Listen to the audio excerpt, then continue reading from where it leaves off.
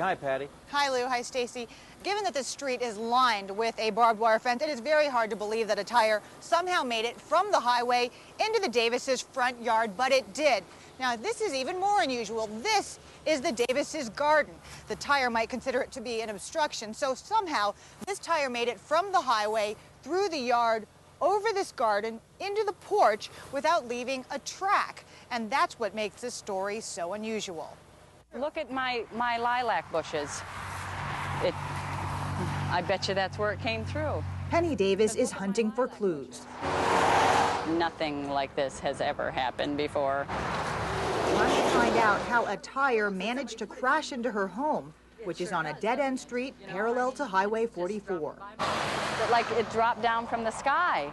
I want to know where it came from. I want to know if it was a truck. Did anybody see anything? Did anybody see the tire? Let's just take a moment to consider how far this tire traveled. Across the highway, up the hill, through the fence, over the car, and finally over a rose garden to land right here on Penny Davis's front porch. But that's not even the strange part. Didn't touch a thing, but it landed right here, bypassed everything. The tire, all 42 by 11 inches of it, seems perfectly placed on the small porch. 85. The only evidence that it wasn't put there deliberately, the gaping hole in the house. It had to be traveling pretty fast. There's just no path of destruction, no crushed flowers, no broken tchotchkes. There's just a tire in the middle of a porch. It's just amazing, just like a phenomenon that all my flowers are here. It didn't touch anything. There's a couple skid marks on this one plant. 4-year-old Carly was home at the time of impact.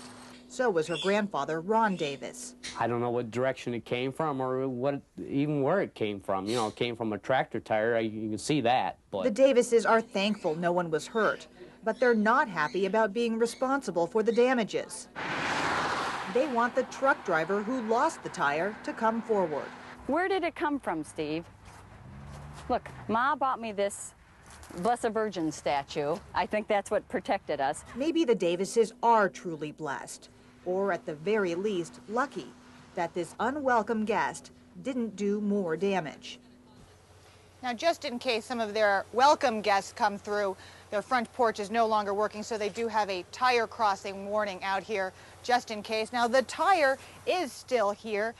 Penny Davis says she's going to hang on to it until she talks to her insurance agents, and then probably a little bit longer, just in case. We want to show you the garden one last time. You can't believe it.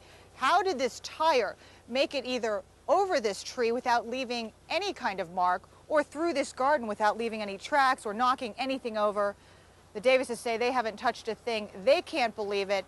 And honestly, Stacy and Lou, Chris and I, Chris the photographer, could not believe it either. This is the first club in Akron. Tire Town Treaders. We got that back then when this was a rubber city. It's a very friendly and sociable thing. We bound on a partner, and the corners too. Circle on the left, go round, and move the circle and fade around. I go. Well, the girls and the boys sashay, circle on the left, go round, and then.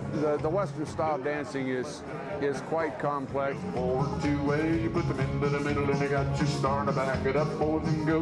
Well, it's better than sitting at home and watching the boob tube. Then the boy run around that girl line, walk up to the middle and back. Do the right on it through, and then you pass through, bend the line. Now start. You go to a typical dance, you'll walk 6 to 8 miles in an evening at a very brisk pace. It's aerobic.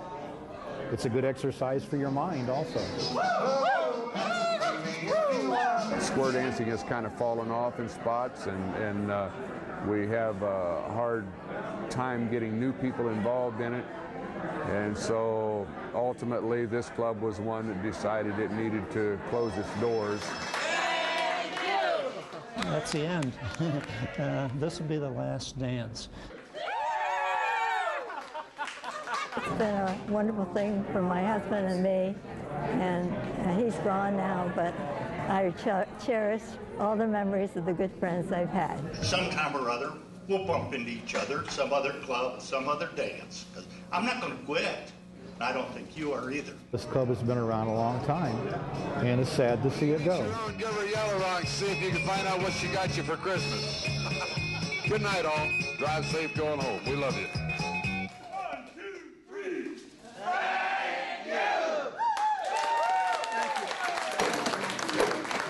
3. And we want to see all of you people around the squares. Don't stop dancing. Never.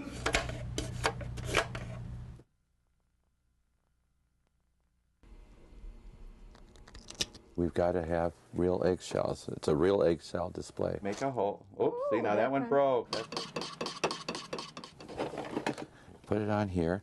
I can do about 3 a minute, approximately. I put it down here, I finish it off here, because you don't want to leave an excess. It'll drip and drop, and then it won't look nice. I have about 45,000 eggshells. That's all I have now.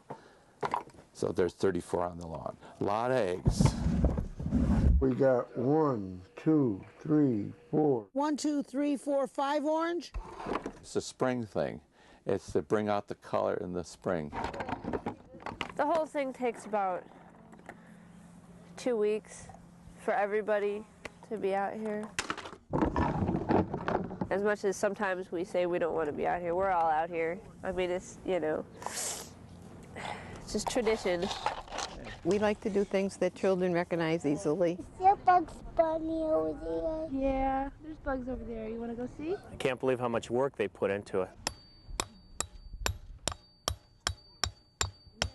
Let's see, what are we doing here? This whole thing's messed up. What do you think, Mark? It's good. You like it? Mm-hmm. Most of them will say, an Easter egg display, what's that? And then they'll come by and they end up walking around for 15, 20 minutes. They can't believe what they see. It came a long way today. They've done a lot of work. And it's more work as we get older, but it's fun. I'm able to do it, I'll do it until I'm not able to do it.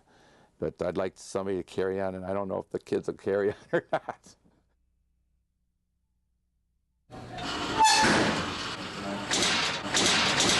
Like so many communities, Summit County can't escape it. But we make do, we have to. Any inmates scheduled for But it happened anyway, and now the system is busting at the bars. More and more people are being fingered for crimes and sent to do time. And now, never seen the population anything like this. It's just, they're everywhere. Everybody's frustrated. If you put 15 lions in one cage, what's going to happen? The Summit County Jail has far more inmates than cells to put them in. We've been running approximately 100 inmates over our capacity of 578. Fellas, it's lockup time. Stack the chairs, please. Every inch of this real estate is filled with orange. Sucks.